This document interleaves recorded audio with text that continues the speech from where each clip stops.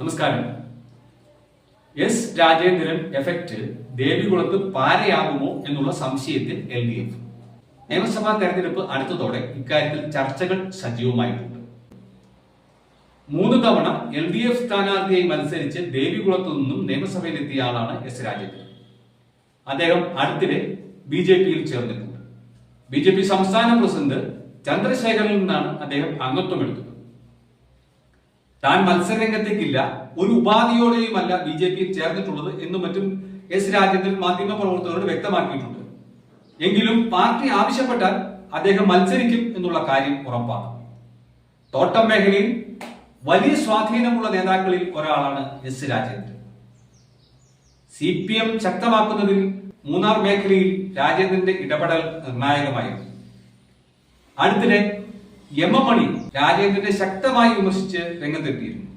CPM-ന്റെ ആനുകൂല്യത്തിൽ MLA ആവുകയും ജില്ലാ panchayat president ആവുകയും അത്തരത്തിലുള്ള സ്ഥാനമാനങ്ങളെല്ലാം നേടിയിട്ട് ഇപ്പോൾ CPM വിട്ടത് നെറുകേടാണ് എന്ന് തന്നെയാണ് എം.എം. പറയുന്നത്.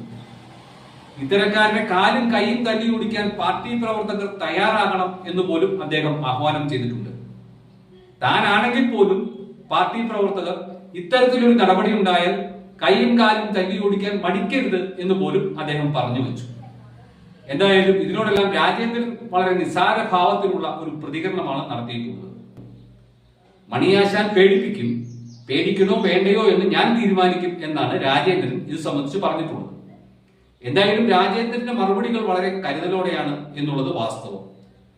എം.എം. മണിയുടേത് നാടൻ ശൈലി എന്ന് പറഞ്ഞ് പാർട്ടി തള്ളുമ്പോഴും ഇക്കാര്യത്തിൽ അദ്ദേഹത്തിന്റെ പാർട്ടിയിലെ അണികൾക്ക് പോലും വിയോജിപ്പുണ്ട് എന്നുള്ളതാണ് സത്യം. പാർട്ടിയിൽ എം.എം. എഫക്ട് വളരെ കാര്യക്ഷമമായി നിൽക്കുന്ന ഒരു കാലമാണ്. പല വിവാദങ്ങളിലും അദ്ദേഹം പെട്ടിട്ടുണ്ട്. എങ്കിലും തനത് ശൈലി അല്ലെങ്കിൽ നാട്ടുശൈലി എന്നൊക്കെ പറഞ്ഞ് അതിനെ തള്ളി പാർട്ടി അദ്ദേഹത്തെ രക്ഷിച്ചിട്ടുണ്ട്. ഇപ്പോൾ രാജേന്ദ്രന്റെ കാര്യത്തിലും അതേ നിലപാട് തന്നെയാണ് പാർട്ടിക്കുള്ളത്. അദ്ദേഹം പറഞ്ഞത് നാടൻ ശൈലി അത് ആ തരത്തിൽ എടുത്താൽ മതി എന്നാണ് പാർട്ടി ജില്ലാ നേതൃത്വം വ്യക്തമാക്കിയിട്ടുള്ളത്. എന്തായാലും രാജേന്ദ്രൻ ഈ ഭീഷണിക്കൊന്നും വഴങ്ങുന്നില്ല എന്നുള്ള രീതിയിൽ തന്നെയാണ് മുന്നോട്ട് പോകുന്നത്. BJPയിൽ സജീവമായിട്ടുള്ള പ്രവർത്തനത്തിനാണ് അദ്ദേഹം തയ്യാറെടുക്കുന്നത്. ദേവികുളത്ത് ഇക്കുറി മാറ്റമുണ്ടാവും എന്നുള്ള ഒരു പ്രചാരണം വളരെ ശക്തിപ്പെട്ടിട്ടുണ്ട്.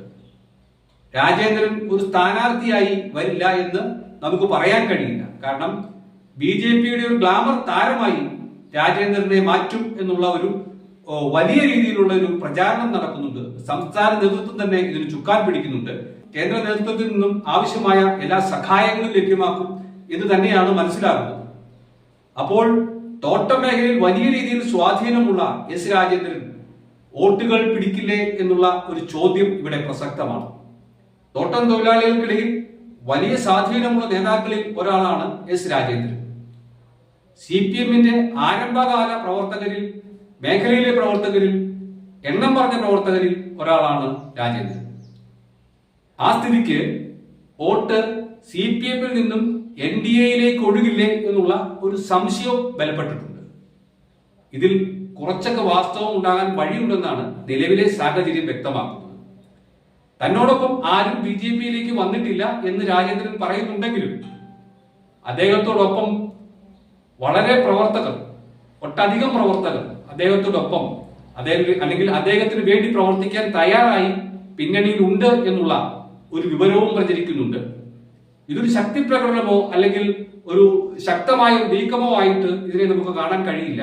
പക്ഷേ രാജേന്ദ്രൻ ഒരു വ്യക്തമായ കാഴ്ചപ്പാടോടെയാണ് ഈ BJP പ്രവേശനം നടത്തിയിട്ടുള്ളത് എന്ന കാര്യത്തിൽ തർക്കമില്ല.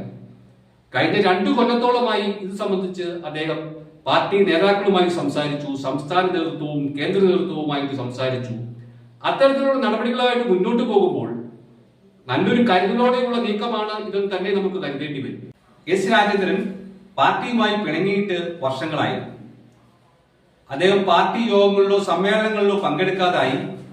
ഇതേ തുടർന്ന് സംസ്ഥാന നേതൃത്വം ഇടപെട്ട് അദ്ദേഹത്തെ അനുനയിപ്പിക്കാൻ ശ്രമിച്ചിരുന്നു. പക്ഷേ ആ അനുനയ നീക്കങ്ങളൊന്നും ഫലം കണ്ടില്ല.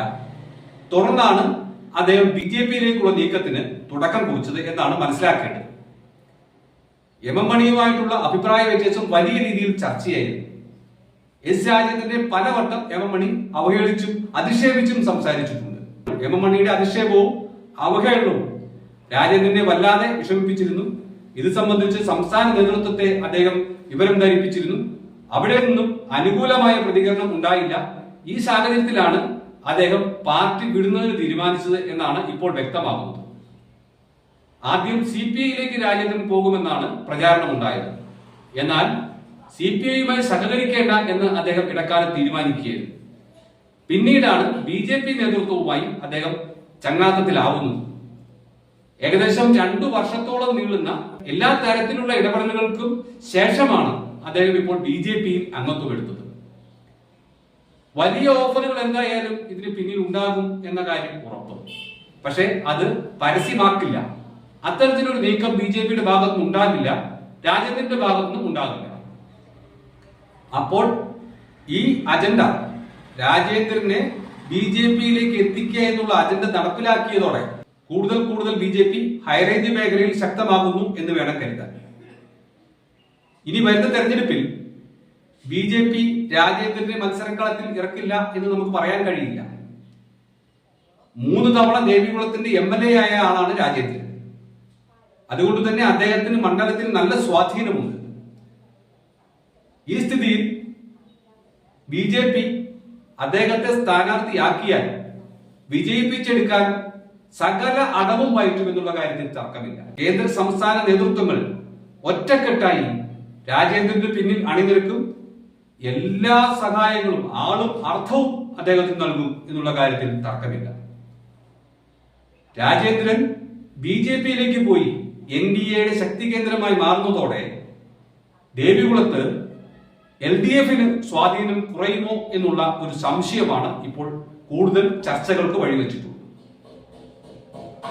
മൂന്നാർ മേഖലയിൽ രാജേന്ദ്രനുള്ള സ്വാധീനം ചെറുതല്ല എന്ന് വേണം മനസ്സിലാക്കാൻ. 3 വട്ടം MLA ആയി എന്ന് പറയുമ്പോൾ തന്നെ അദ്ദേഹത്തിന് ആ മേഖലയിൽ സ്വാധീനം ഉണ്ടെന്ന് വേണം മനസ്സിലാക്കാൻ.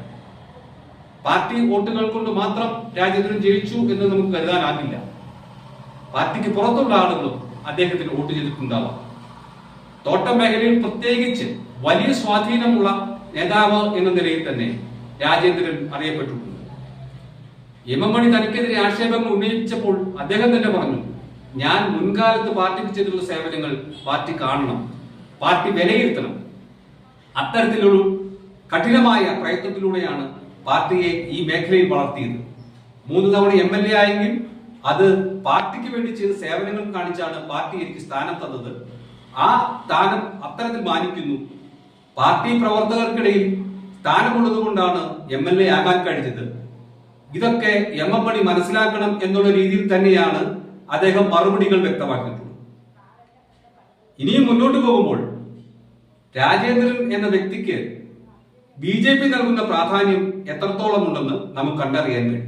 LDF, NDA, UDF സ്ഥാനാർത്ഥികൾ മത്സരരംഗത്ത് സജീവമായി ഉണ്ടാകും എന്ന് തന്നെയാണ് ഇതുവരെയുള്ള ചരിത്രത്തിൽ വ്യക്തമായിട്ടുള്ളത്.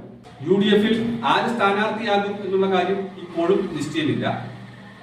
NDAയിൽ രാജേന്ദ്രനെ സ്ഥാനാർത്ഥിയാക്കണം എന്നുള്ള ഒരു ആവശ്യം വന്നാൽ അത് അദ്ദേഹം അംഗീകരിക്കും എന്ന് തന്നെയാണ് നമുക്ക് മനസ്സിലാക്കുന്നത്. LDFൽ നിലവിലെ MLA അഡ്വക്കേറ്റ് A രാജ തന്നെ സ്ഥാനാർത്ഥിയാവും എന്നാണ് ഏറെക്കുറെ ഉറപ്പിക്കാവുന്നത്. ഇത് സംബന്ധിച്ച് LDF തലത്തിൽ തീരുമാനങ്ങളൊന്നും ആയിട്ടില്ല. UDFൽ ചർച്ചകൾ നടക്കുന്നതേ ഉള്ളൂ. എന്തായാലും ദേവികുളം LDFന് കീറാമുട്ടിയാകുമോ എന്നുള്ള ഒരു ചർച്ചകൾ ഈ ഘട്ടത്തിൽ സജീവമാണ്. ഇത് സംബന്ധിച്ചുള്ള കൂടുതൽ വിവരങ്ങൾ കാത്തിരുന്ന് കാണാം എന്ന് മാത്രമേ നമുക്ക് പറയാനുള്ളൂ.